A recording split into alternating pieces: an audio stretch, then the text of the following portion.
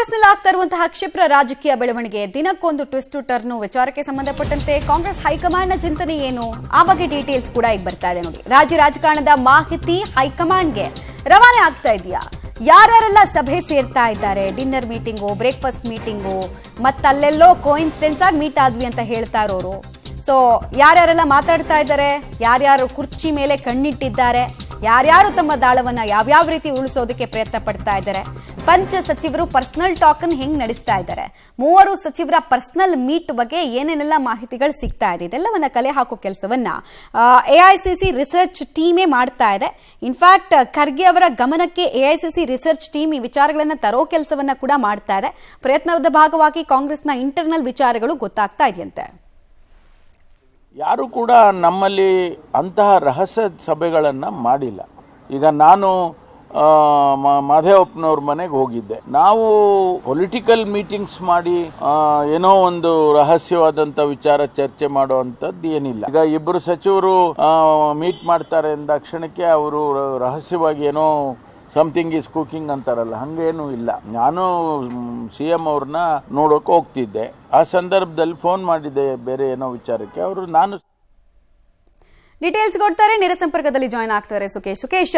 ಕೆಲವು ಸಲ ಕಾಂಗ್ರೆಸ್ನಲ್ಲಿ ಏನಾಗ್ತದೆ ಅಂತ ಹೇಳಿದ್ರೆ ಕ್ಯಾಮ್ರಾ ಮುಂದೆ ಬಂದಾಗ ಅಂಥದ್ದು ಏನೂ ಬೆಳವಣಿಗೆ ಇಲ್ಲ ಅಂತಾರೆ. ಮತ್ತೆ ಕಟ್ ನೆಕ್ಸ್ಟ್ ಡೇ ನೋಡಿದಾಗ ಕೆಲವು ಕಡೆ ರಹಸ್ಯ ಮೀಟಿಂಗ್ಗಳಾಗ್ತಾ ಇರೋದು, ರಾಜಕಾರಣಿಗಳನ್ನ ಕೇಳಿದಾಗ ನಾವು ರಾಜಕೀಯವಾಗಿ ಏನು ಚರ್ಚೆನೇ ಮಾಡಿಲ್ಲ ಅಂತ ಹೇಳ್ತಾರೆ. ಬಟ್ ಅದು ನಂಬೋದಕ್ಕೆ ಸಾಧ್ಯ ಇಲ್ಲ.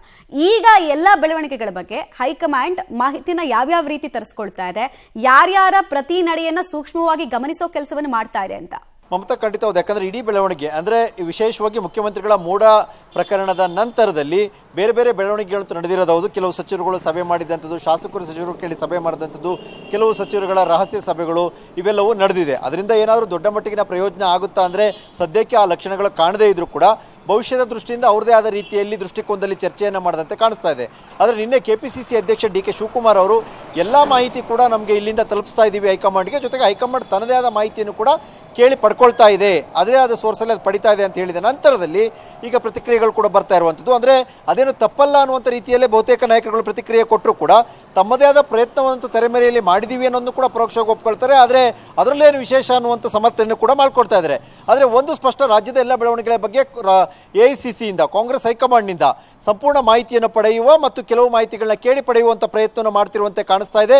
ಹಾಗಾಗಿ ಇದು ಮುಂದಿನ ದಿನಗಳಲ್ಲಿ ಏನಾದರೂ ಅನಿವಾರ್ಯವಾದರೆ ಆ ಮಾಹಿತಿಯನ್ನು ಆಧರಿಸಿ ಯಾರಿಗೆ ಏನನ್ನ ಹೇಳಬೇಕು, ಯಾವ ಸೂಚನೆಯನ್ನು ಕೊಡಬೇಕು, ಯಾವ ಸಲಹೆಯನ್ನು ಕೊಡಬೇಕು ಅನ್ನುವಂಥ ಕೆಲಸವನ್ನು ಕಾಂಗ್ರೆಸ್ ಹೈಕಮಾಂಡ್ ಮಾಡುವಂಥ ಸಾಧ್ಯತೆ ಕೂಡ ಇರುತ್ತೆ. ಮಮತಾ, ಆಲ್ ರೈಟ್, ಧನ್ಯವಾದ ತಮ್ಮ ಮಾಹಿತಿಗಾಗಿ ಸುಕೇಶ್.